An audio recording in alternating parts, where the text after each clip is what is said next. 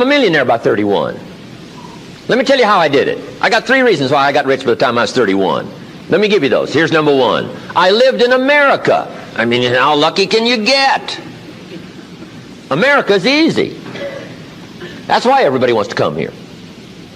People haven't plotted and schemed for 50 years saying if I could just get to Poland, everything would be okay. No. No. The boat people are not desperately trying to get to Vietnam. No. They're not squeezing through the fence to try to get into Mexico. No. Neil Diamond says, looks like everybody's heading for, they're all coming to America. Why? Everybody wants to come here by every means possible to get here. Why? Because America's easy. So if you go home with anything, go home with that. Mr. Rohn reminded us that America's easy. He got rich by the time he's 31. America's easy. Bangladesh is hard. Just take that home. Here's the average yearly income in Bangladesh, $120. That would be hard. Tell me hard versus easy. So America's easy. Cambodia would be hard. The Khmer Rouge killed 2 million Cambodians to make communism work. That's hard. America is easy. India would be hard. They got their challenges these days. Tough. America's easy. China would be really hard. Underline really and make a study. It's hard. America's easy. And now in about 90 days you can have that memorized. I'm telling you, that's all you need. I got rich by the time I was 31. I lived in America. America's easy. Now here's number 2. I found an opportunity. That's all you got to do in America, search for an opportunity. Take the first one, right? Try it. If that isn't it, it leads to another. One door closes, another door opens. This is what's exciting about America. It's full of opportunity. A chance to try, and then what? Try again, and then what? Try again. Never run out of opportunity to try. See if you can't better your life and your health and your future and your bank account and your income. Make your fortune here. I lived in America, number 1. Found an opportunity, number 3. Number 2, here's number 3. I found a teacher. What a grand and glorious, unique thing that was for me at that time in my life. I found a teacher willing to teach me. And his teaching came in 2 parts. Here's what it was. Very simple. Number 1, Mr. Rohn, you have evidently messed up between ages 19 and 25. Now, I could understand that. But he didn't leave me there. He said, now here's the answers on how to change it all, the next 6 years, so that the next 6 years won't be like the last 6. What an incredible teacher. Taught me how to have a whole brand new 6 years. First 6, what? I messed up. Second 6, what? I got it right. Second 6 years, I became a millionaire. During that second 6 years, the government was about the same. I'm telling you. Interest rates were about what? The same. The pay scale was about what? The same. Lord knows my negative relatives were the same. Circumstances were about the same. The economy was about the same. The unions and their philosophy was about the same. What was going on around me was about the same. Then how come I got rich that second 6 years? I was not the same. I changed.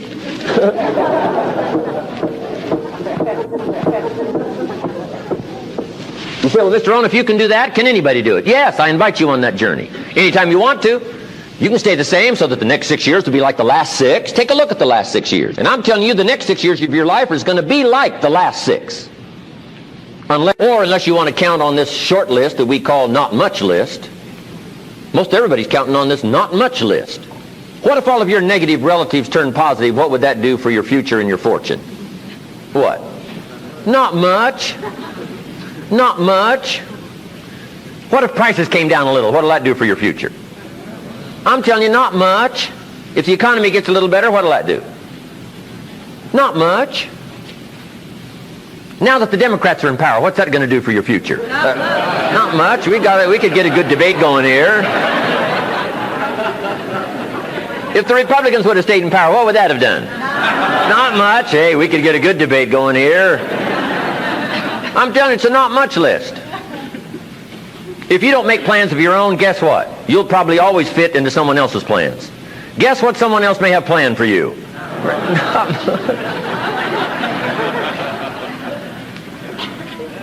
Then what's going to make the difference? You're going to have to make the difference. You're going to have to take charge. Now, Mr. Schoaf, my teacher, gave me a promise, and I want to give you that promise now. Here was the promise I got, and I bring it to you. Here's what my teacher said. If you will change, Mr. Rohn, he said, if you will change, everything will change for you. You don't have to change the government. You don't have to change prices. You don't have to change taxes. Forget all that. He said, if you will change, everything will change for you. And the first thing you start changing is what? Your philosophy. You start changing your mind. You start changing how you think. You start picking up new ideas and information. Gather new knowledge. Make better decisions about what's valuable. And I'm telling you, if you'll do that, your whole life will change. Your health will change. Your relationship with your family will change. Your ability to cope with challenges and problems will change. I'm telling you, income, promotions, all of it will change. If you will change, it'll all change. If you won't change, it isn't going to change. You can keep your fingers crossed if you want to and hope they'll straighten it out. You can wish for the wind not to blow quite as severe, but I'm telling you, wishing for the wind to change in your favor, we call naive at best. Don't do this any longer. Wish for a better wind. The key is to wish for the wisdom to set a better sail. Utilize whatever wind that blows to take you wherever you want to go. That is the philosophy I picked up at age 25, and it revolutionized my whole life. And here's what I found. I found it was easy. I got rich by the time I was 31, and it was easy. Now, here's my definition of easy. Got to jot this down.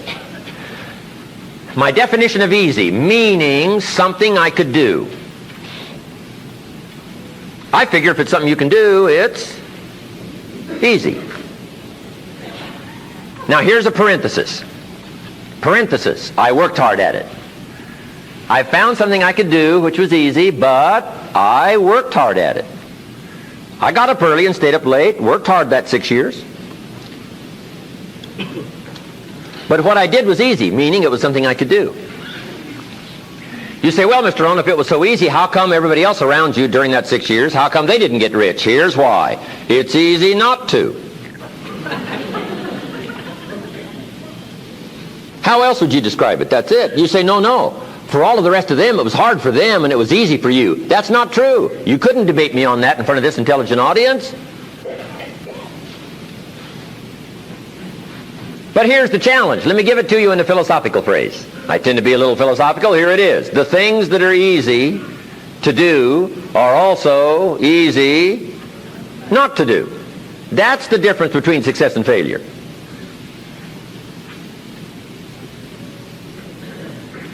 So you've got the choice here today of one of two easies. Easy to or what? Easy not to. I can give you in one sentence how I got rich by the time I was 31. Here it is in one sentence. I did not neglect to do the easy things I could do every day for 6 years. Underline. I did not neglect.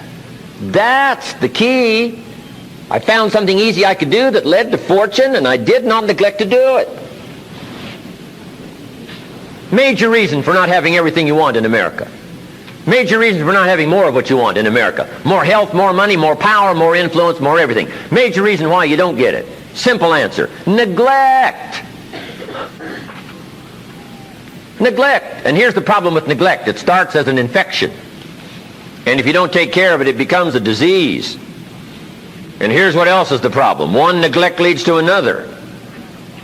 Neglect to do wise things with your money, you'll probably neglect to do wise things with your time. Neglect to do wise things with your time, you'll probably neglect to do wise things with your business. One leads to another, leads to another. Pretty soon, neglect has you by the throat, emptying your purse, emptying your heart, emptying all of your chances for equities and power and all the good things. Neglect. What if you should be walking around the block every day for your good health and you don't? I'm telling you, you're on the wrong track.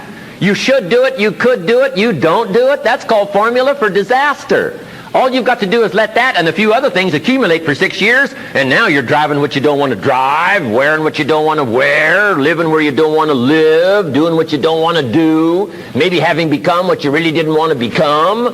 I'm telling you, that's it. Just neglect along, drift along, and it's got you by the throat. It'll take all your values, leave you with just a little bit of dust in a summer wind, and it'll soon be gone. I hope I said that well. That's it. It's where I found myself at age 25 until my teacher came along and said, Mr. Rohn, up till now you've messed up. Let's see if we can't clean that up, change it all. I did. Changed my life. Not just the money, all the rest of the values that came pouring in when I understood that it was me. It was me. So take the easy approach. This stuff's easy to figure out. Getting rich is easy. I teach it to teenagers. How to be rich by 40, 35 if you're extra bright. This stuff is not difficult. I love to teach kids enterprise.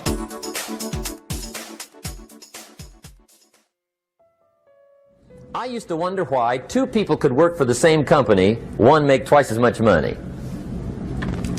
Now see, that used to puzzle me. And maybe they were the same age, graduated from the same school, live in the same community, work for the same company, with the same products and the same services. They've got the same traffic, the same problems, and one makes $1,000 a month, the other one makes $2,000 a month. Now that was my puzzling question. Why would this long list be the same and the money twice as much? I asked, what's the difference between $1,000 a month and $2,000 a month? And I don't mean $1,000 a month, right? I could figure that out. But what makes the difference? Why would one person do twice as well, 3 times as well? Speaking economically. Now, I know there's more than one way to do well. I understand that. But in this little narrow area called compensation, what's the difference? Well, back then, with my faulty thinking, I'm trying to reason it out. I thought, well, maybe time makes some of the difference, right? Some people do better because they have more time. I used to say, Harold ought to be able to do well. He's got a lot of time. If I had all of Harold's time, I could do well. Now, that's got to be dumb, right? Number one, you can't get somebody else's time. A guy says to me one time, he says, you know, if I had some extra time, I could make some extra money. I said, then forget it. There isn't any extra time. Hey, when the clock strikes 12 midnight, that about wraps it up, right? I mean, you can look around the gongs there for a little more, but it's over. You say to the guy, what are you doing? He says, I'm looking for extra time. See, they'll come and take you away, right? There isn't any more time. Now, if you can't get more time, which you can't, what could you get more of that would make a difference in economic results? And here's the key word.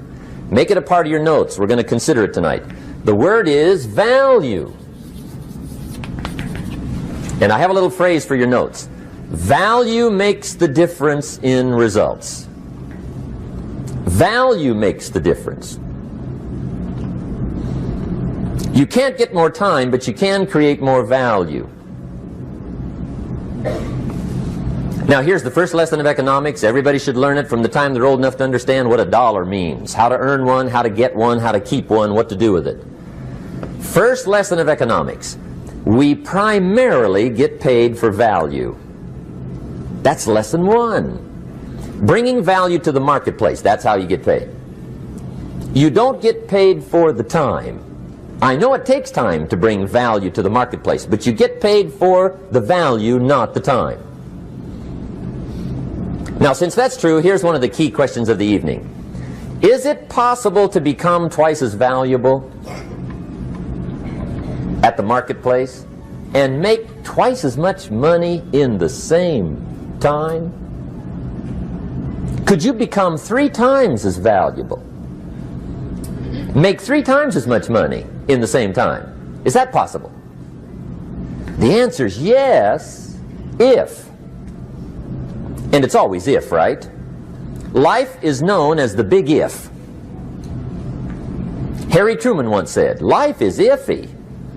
How true. And here's the big if we're going to consider it tonight. It's possible to do much better at the marketplace if you go to work primarily on yourself. And that's the theme of our seminar tonight. Learning to work primarily on yourself. People have asked me for the last 24 years, how do you develop an above average income? And the answer is, become an above average person.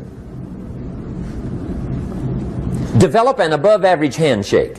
Some people want to be successful. They don't even work on their handshake. As easy as that would be to start on. They let it slide. They don't understand. Develop an above-average smile. Develop an above-average excitement. Develop an above-average interest in other people. Develop an above-average intensity to win. See, that'll change everything. Probably one of the most frustrating experiences in life is looking for an above-average job with above-average pay without becoming an above-average person. It's called frustration.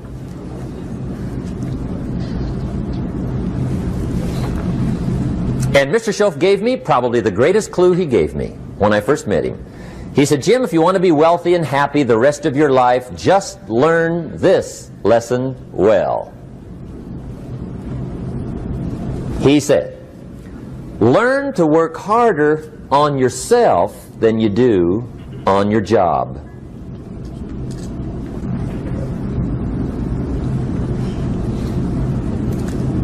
Then Mr. Shoaff gave me probably one of the most important clues among so many things he taught me, but this was in those early days. Mr. Shoaff was very kind, but he was also very abrupt. And he had these interesting questions to ask. I'm giving him a little rundown one day on how things hadn't worked out for me. He said, Mr. Rohn, I've got the answer for you if you will listen carefully. And listen carefully I did that day and for the next 5 years. If somebody's wealthy and happy, you gotta listen. He said, Jim, I've only known you a short time. But he said, it's already my honest opinion that for things to change for you, you've got to change. That wasn't quite the answer I was looking for. But that's the answer he gave me, and I pass it along to you on this warm summer evening in Anaheim, California, 1981. For things to change for you, you've got to change. Otherwise, it isn't going to change.